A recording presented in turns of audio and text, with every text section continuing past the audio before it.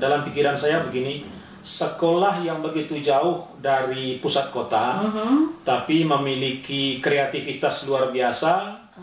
Podcast pertama SMA di Sumatera Barat, kemudian semangat teman-temannya luar biasa.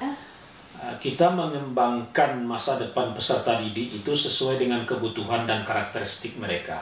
Misalnya kemampuan percakapan, ada anak yang mungkin dia malu wajahnya terlihat, saya suara saja auditori dia. Atau misalnya saya ingin membuat YouTube 3 menit. Betul. Nah, bikin YouTube 3 menit, produknya bisa berbeda, kompetensi yang dicapai sama. Nah, itu yang personal.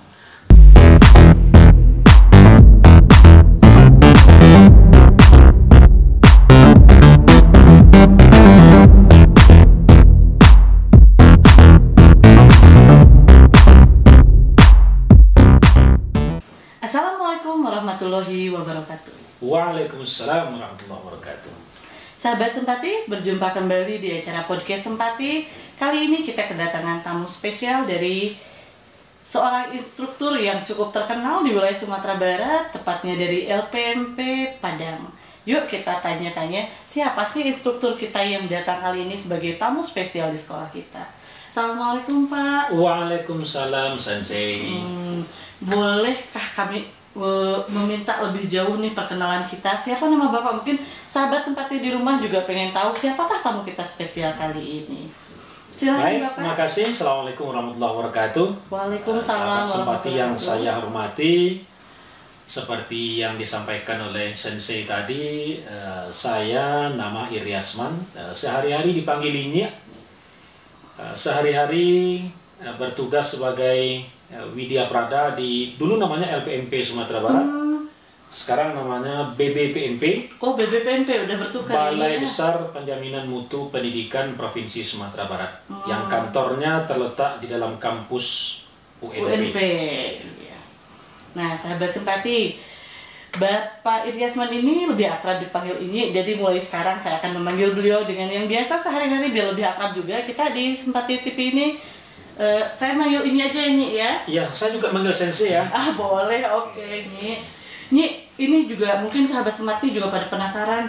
Loh, dari BBPMP ke SMA 4 mau ngapain sih gitu kan? Ya. Boleh diceritain nggak nih apa tujuan ini ke sekolah kita di kali ini? Terima kasih. Ini kali kedua saya datang di SMA 4. Awalnya saya tidak tahu di mana letak SMA 4. Walaupun saya orang Kapau, jadi kalau dihitung kilometernya dari sini tidak terlalu jauh. Betul. Saya SMA juga di Bukit Tinggi dengan Pak Bobo atau Pak Beben, yang bisa kami panggil Pak Bobo. Pak Bobo ya. Jadi ketika itu saya dikontak melalui Pak Beben, kemudian Ibu Kepala menghubungi saya bulan puasa untuk berdiskusi tentang kurikulum merdeka yang akan diimplementasikan oleh SMA 4 secara mandiri. Iya. Maka pertama kali saya bulan puasa sudah ke sini, kemudian sekarang juga ke sini. Luar biasa menurut saya. Bulan puasa saja teman-teman mau datang ke sekolah untuk berdiskusi. Apalagi hari ini tanggal 26 Mei 2022, ini hari libur loh. Kalendernya merah ya. Kalender merah, Tapi teman-teman selalu hitam. luar biasa. Jadi keliru beli kalender, nggak ada merahnya, jadi hitam semua. Hitam semua. Luar biasa. Insya Allah kita semangatnya hari Senin semua. Amin.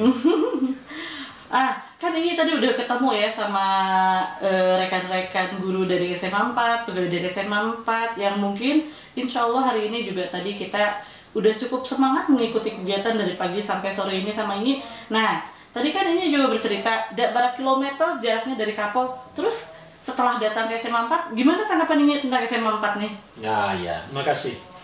Pengalaman menarik saya awal datang bulan puasa, saya menggunakan Google Map. Terlewat dari gerbang, karena ternyata ada 2 pintu gerbang. Betul. Maka Google Map itu mengarahkan gerbang yang kedua, saya terlewat, lalu saya mundur lagi.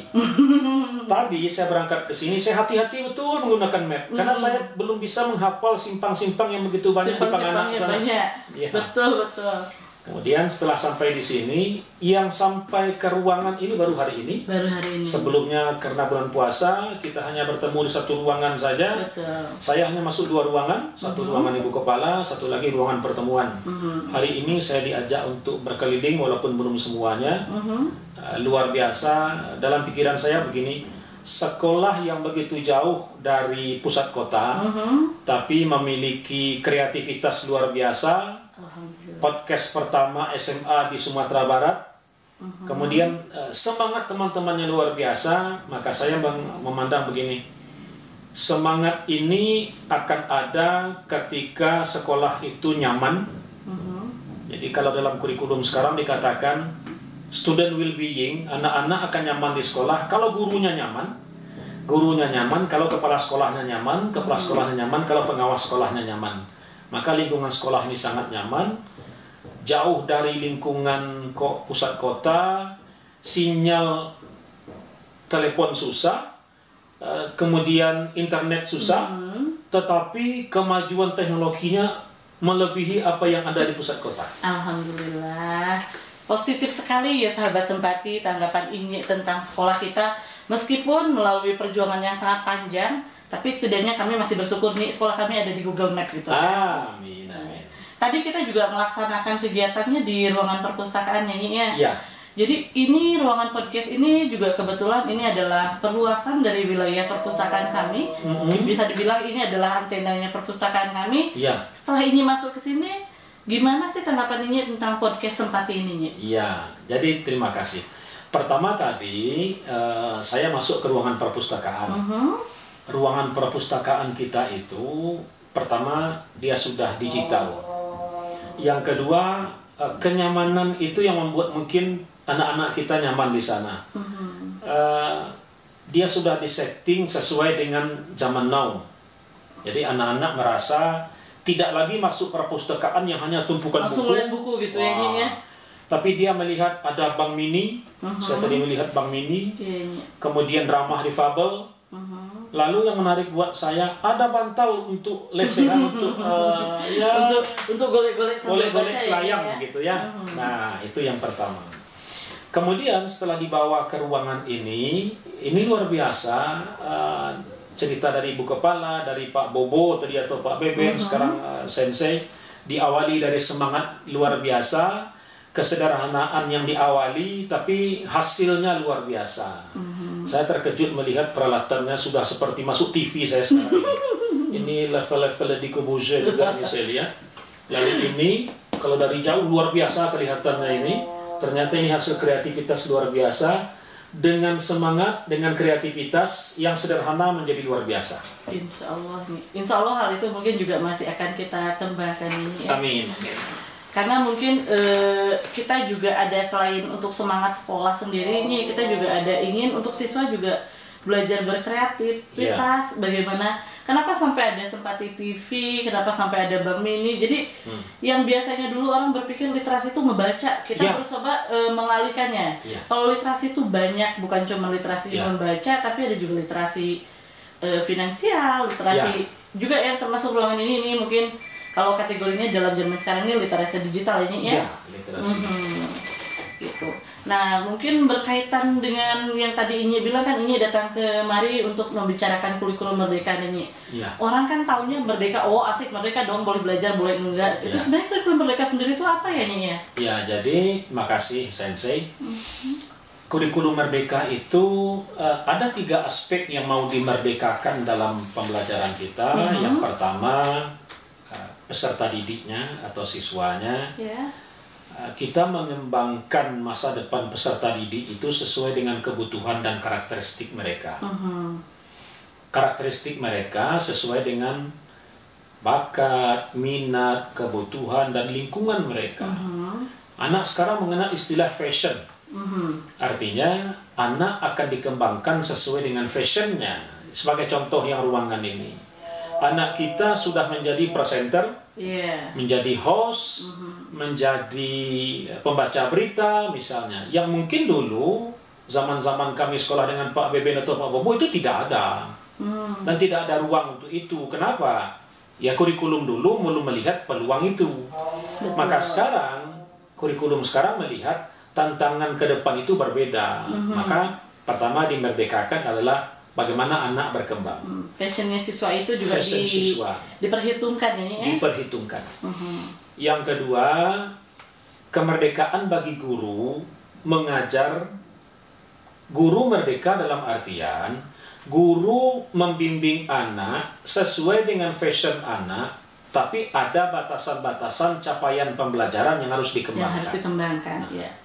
Yang ketiga, kemerdekaan bagi sekolah untuk mengembangkan kurikulum sesuai dengan karakteristik sekolah itu sendiri atau satuan pendidikan itu. Misalnya, dengan lingkungan sosial budaya SMA 4, dengan keberadaan anaknya yang berbeda dari pusat kota, dengan keberadaan guru-gurunya yang muda-muda dengan semangat tinggi, maka sekolah ini akan mengembangkan dirinya, akan berbeda dengan sekolah SMA negeri yang lain di Kota Bukit Tinggi.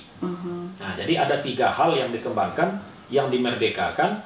Maka intinya, bagaimana kita sekarang merancang proses pembelajaran yang memberikan kepada anak, mereka sudah merancang masa depan mereka semenjak dari jenjang SMA. Oh, jadi seperti itu ya Nyi. Tadinya saya sempat punya pikiran, oh mereka belajar berarti boleh belajar, boleh enggak. Ternyata bukan ya. Jadi mereka belajar ini lebih ke arah ini ya, sahabat Sempati, lebih ke arah bagaimana siswa-siswa ini juga bisa mengembangkan apa talent yang ada dari dalam dirinya. Di sekolah juga guru juga merdeka untuk memilih seperti apa mengajarnya, juga mengembangkan apa saja yang mau disampaikannya ini ya. Tidak terbatas. Kalau zaman dulu mungkin ada keseragaman nih, pokoknya materinya harus ini, tapi kalau sekarang mungkin disesuaikan dengan kebutuhannya. Seperti apa kebutuhan siswa kita ini yang akan dicapai, tapi sesuai dengan capaian pembelajaran sebagai rule-nya ya. Ternyata itu sahabat Sempati. Terus nih boleh ditanya nggak, selain dari sisi bagaimana cara pembelajaran, mungkin ada nggak hal lebihnya lain dari kurikulum Merdeka ini dibandingkan dengan kurikulum sebelumnya? Begini Sensei, jadi kurikulum Merdeka itu mengenal beberapa prinsip. Misalnya, prinsipnya antara lain personalisasi dan kontekstual.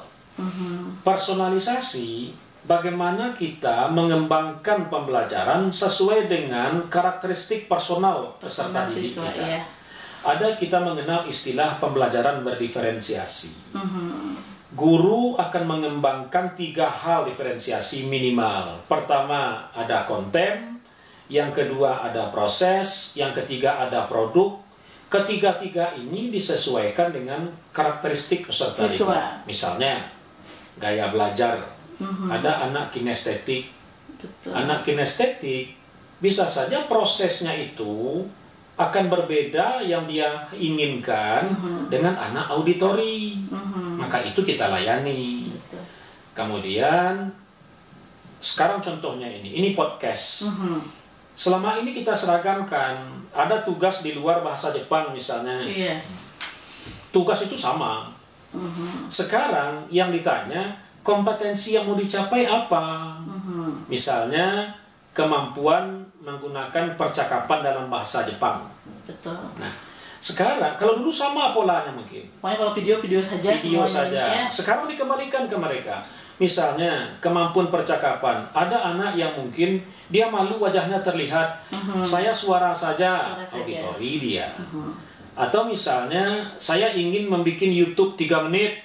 Betul. Nah, bikin YouTube 3 menit. Produknya bisa berbeda, kompetensi yang dicapai sama. Nah, itu yang personal. Kontekstual, kita mengajak anak untuk menerapkan konsep-konsep materi pelajaran ke dalam isu-isu nyata, baik isu lokal, nasional, maupun global. Sehingga anak merasa, oh ternyata ilmu saya ini mampu loh memecahkan masalah kehidupan yang ada dalam kehidupan sehari-hari. Itu yang diinginkan ke depan. Jadi ada juga siswa kita juga ini dilatih untuk critical thinking-nya ya. Jadi melalui pembelajaran apapun itu sahabat Sempati, kita juga diasah juga untuk bagaimana lebih memikirkan, bukan cuma oh ya sudah belajar selesai gitu ya Nyinya, tapi lebih memikirkan juga bagaimana apakah kondisi ini juga bisa membantu dalam lingkungan kita, sekitar kita, atau lebih jauhnya lagi, atau seperti apa sih yang terjadi di luar sana mungkin Nyi ya. Nah, itu dia ternyata sahabat Sempati, dari pembicaraan kita dengan Inye tadi, kita sudah tahu dan sudah terbuka pikiran kita yang selama ini kita mikir kurikulum merdeka seperti apa sih. Jadi ternyata rupanya kurikulum merdeka ini justru lebih bagaimana menyiapkan siswa-siswi untuk mencapai apa yang akan terjadi di masa depannya ya. Karena mungkin tuntutan zaman juga selalu berbeda, karena zaman juga suka berubah. Maka sahabat Sempati semua, mari kita ikuti perkembangan zaman ini dengan bijak, dan juga tentu saja dengan tidak melupakan akar budaya kita sebagai orang Indonesia ya. Terutama juga sebagai kita warga Sumatera Barat, orang Minang, dimana juga mungkin ini dari kurikulum merdeka ini ada juga mungkin kearifan-kearifan lokal yang lebih ditingkatkan kembali untuk kita kenal. Karena bagaimanapun juga budaya itu adalah harta yang kita miliki, dan ini juga mungkin akan menjadi salah satu jati diri kita yang dilihat oleh orang lain. Ini terima kasih bincang-bincangnya, sangat menarik. Lain kali mungkin kalau misalnya ini ada kesempatan, boleh kita bincang-bincang kembali ini. Insya Allah bermanfaat untuk kita semua. Sahabat Sempati, sampai di sini dulu podcast kita hari ini. Wassalamualaikum warahmatullahi wabarakatuh. Waalaikumsalam warahmatullahi wabarakatuh. Makasih banyak. Assalamualaikum. Waalaikumsalam warahmatullahi wabarakatuh.